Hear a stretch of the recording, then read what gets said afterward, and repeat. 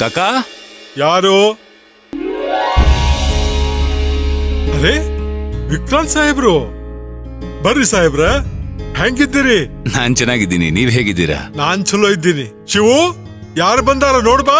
ಮನೇಲೆಲ್ಲ ಆರಾಮಾಗಿದ್ದಾರಾ? ಹೌದು, ಎಲ್ಲಾ ಆರಾಮಿದ್ದೀವಿ. ನೀವ್ ಹೆಂಗಿದ್ದೀರಿ? ಸಾಹೇಬ್ರ, ಎಲ್ಲ ಆರಾಮ. ಸಾಹೇಬ್ರ, ಸಾಹೇಬ್ರ, ಶಿವು?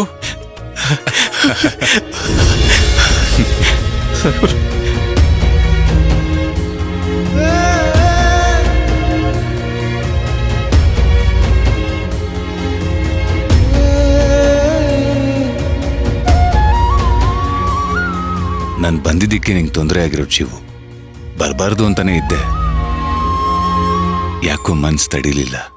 ಸರ, ನಿಮ್ ಮನಸ್ನಾಗ ನನಗೆ ಜಾಗ ಕೊಟ್ಟಿದ್ದೀರಲ್ಲ, ಅಷ್ಟು ಸಾಕ್ರಿ ನನ್ಗ.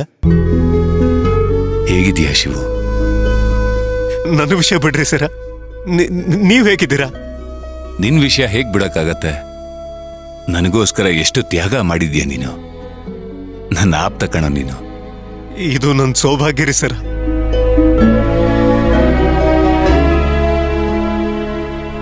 ನೀವು ಆಚೆ ಇರೋದೆ ನನಗ ಜೈಲು ಒಳಗ ಒಂದು ಶಕ್ತಿಯಾಗಿದ್ರಿ. ನಿಜ ಹೇಳ್ಬೇಕು ಅಂದ್ರೆ ಪಲ್ಲವಿಯವ್ರಿಗೆ ಎಷ್ಟು ಥ್ಯಾಂಕ್ಸ್ ಹೇಳಿದ್ರು ಸಾಲದು. ಪಾಪ ಅವರು ಪರಿಸ್ಥಿತಿಗಳಿಗೆ, ವ್ಯಕ್ತಿಗಳಿಗೆ ತುಂಬಾ ಬೇಗ ಸ್ಪಂದಿಸ್ತಾರವರು. ನಿನ್ ಪರಿಸ್ಥಿತಿ ಏನು, ನೀನೇನು ಅಂತ ಅರ್ಥ ಆಗಿದ್ದಕ್ಕೆ ಇವತ್ತು ನಿಂಗೆ ಜಾಮೀನ್ ಸಿಕ್ಕಿರೋದು. Thank you sir. ಸಾಹೇಬ್ರೆ, ಚಾ ತಗೋರಿ. ಮಾಧವಿಯವರೇ, ಹೇಗಿದ್ದೀರಾ?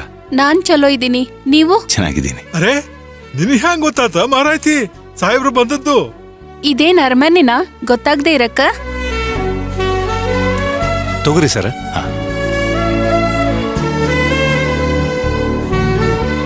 ಮಾಧವಿಯವರೇ, ಇದು ಅರಮನೆನೆ. ಈ ಮನೆಯಲ್ಲಿ ನಿಮ್ ತಾಯಿ ಇದ್ದಾರಲ್ಲ, ಅಮ್ಮ ಇರೋ ಪ್ರತಿಯೊಂದು ಮನೇನೂ ಅರಮನೆನೆ.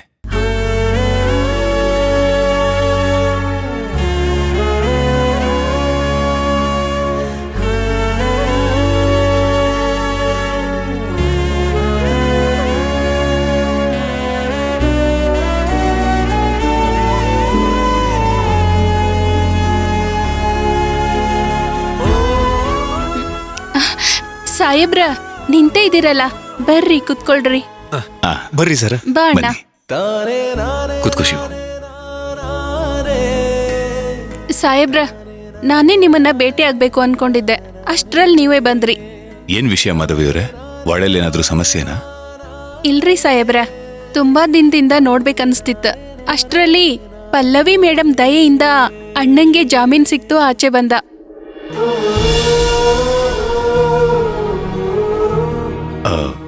ಮಾಧವಿಯವರೇ, ಶಿವುಗ್ ಬೇಲ್ ಸಿಕ್ಕಿರೋ ವಿಷಯ ವಾಡೇಲ್ ಯಾರಿಗೂ ಗೊತ್ತಾಗಿಲ್ಲ ಅಲ್ವಾ? ಇಲ್ಲ ಸಾಹೇಬ್ರ. ಒಳ್ಳೇದು, ಗೊತ್ತಾಗೋದು ಬೇಡ.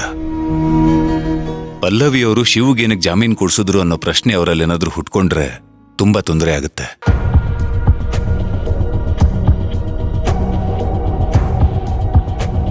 ಹಾಗೆ ಮಾಧವಿಯವರೇ, ನಿಮ್ ಹತ್ರ ಒಂದು ವಿಷಯ ಕೇಳ್ಬೇಕಿತ್ತು. ಏನ್ ಸಾಹೇಬ್ರ? ಪಲ್ಲವಿಯವ್ರಿಗೆ ಆಕ್ಸಿಡೆಂಟ್ ಆಗೋ ಹಾಗೆ ಮಾಡಿದ್ದು ಆ ಭೀಮಾಂಬಿಕನ ಅಂತ ತಿಳ್ಕೋಬೇಕಿತ್ತು.